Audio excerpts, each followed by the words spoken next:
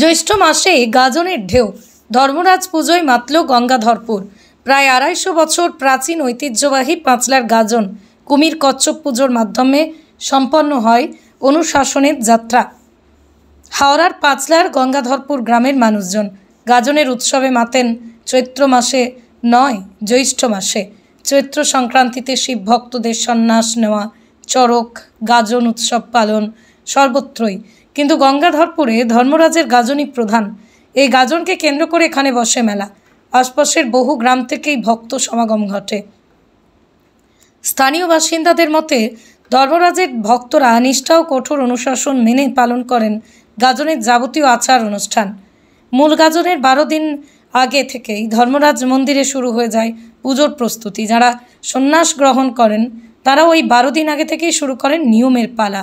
মূল গাজনের আগের ২ দিন উপবাসে থাকেন সন্ন্যাসীরা। শেষ দিন নানা পুজো আচার শেষ করে তারা অংশ নেন। তলোয়ারের উপর শোয়া অবস্থায় উঁচু বাঁশের মঞ্চ দিকে ঝাঁপ দেওয়ায় কঠিন অনুশীলনে তারপরে উপবাস ভঙ্গ করেন তারা। বিশেষ আকর্ষণ হলো ধর্মরাজের গাজনে কুমির ও কচ্ছপের পুজো। মন্দিরে মাটির তৈরি কুমিরের মূর্তি, মন্দিরে মাটির তৈরি পাথরের কচ্ছপের সামনে পুজো হয়। কখনো রক্ষিত রয়েছে আরেকটি পুরনো রীতি, ১১ দিনে ঢেঁকি দিয়ে ধান ভাঙা হয় গাজনের অন্তর্ভুক্ত উপাচার হিসেবেই। এই পরম্পরা, এই নিষ্ঠা, এই উপবাস, উৎসর্গ, উৎসব সব মিলিয়ে জ্যৈষ্ঠ মাসে ধর্মরাজের গাজন হয়ে উঠেছে গঙ্গাধরপুরের মানুষজনের অন্যতম এক সংস্কৃতি। এখানে হচ্ছে আমাদের দীর্ঘ ২৫০ বছর বেশি অতিক্রান্ত হয়ে গেছে বাবা এই ধর্মরাজের পুজো। আমরা এটা বংশ পরস্পর আমরা দেখে আসছি, যেটা হচ্ছে জ্যৈষ্ঠ মাসে জামাই ষষ্ঠীর সময়, দশের ষষ্ঠীর সময় এই ধর্মরাজের পুজোটা হয়। এইটা ১২ দিন ধরে পুজো হয়। আজকে তার শেষ দিন। আজকে সালে পরে প্রথম দিন থেকে আমাদের সংকল্প হচ্ছে ১২ দিনের সময়। প্রথম দিন আমাদের সংকল্প হবে, আর ২ দিন পর বৃহস্পতিবার থেকে আমাদের ১২ দিন গান শুরু হবে। তারপরে আমাদের ১০ দিনের মাথায় বৃহস্পতিবার আমাদের এখানে কুমির পুজো হবে। শুক্রবার হচ্ছে ঢেঁকিতে ধান ভাঙানা, কুমির পুজো এবং মুক্তস্থান। মুক্তস্থানটা আমাদের খুব সুন্দর লাগে। বাবা ধর্মরাজ এখান থেকে গোন্ডলপাড়া চন্দ্রিকলা পুকুরেতে স্নান করে।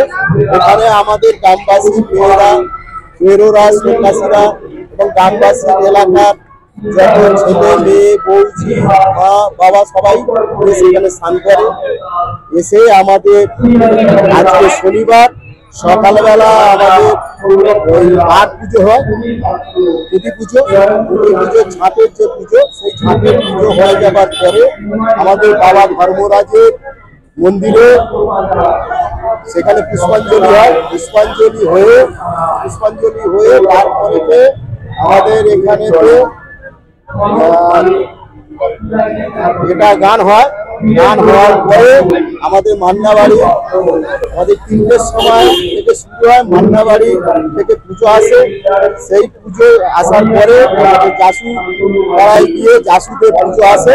তারপরে আমাদের এই কুমির পুজো হবে। কুমির পুজো হওয়ার পরে বাবার স্থানে আমাদের পুজো শুরু হবে, ফুল পায়খানা হবে, বাবার মাথা থেকে করবে। তারপরে আমাদের সালেবার আরম্ভ হবে।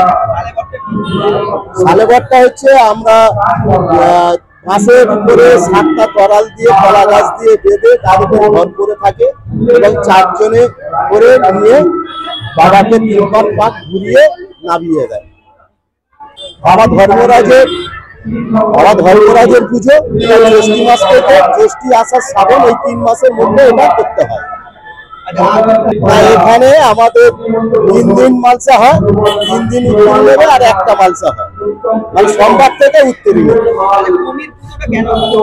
কুমির পুজোটা হচ্ছে আমাদের এখানে বাবা ধর্মরাজের একটা বাহন হিসেবে আমরা সেইটাকে পুজো আচ্ছা করে থাকি। এই পুজোটা ২৫০ বছরের বেশি হয়ে আসছে। না, এটা অকালে নয়। বাবা ধর্মরাজের পুজো জ্যৈষ্ঠ আষাঢ় শ্রাবণ জামাই ষষ্ঠীর সমাপ্তি শুরু হয়।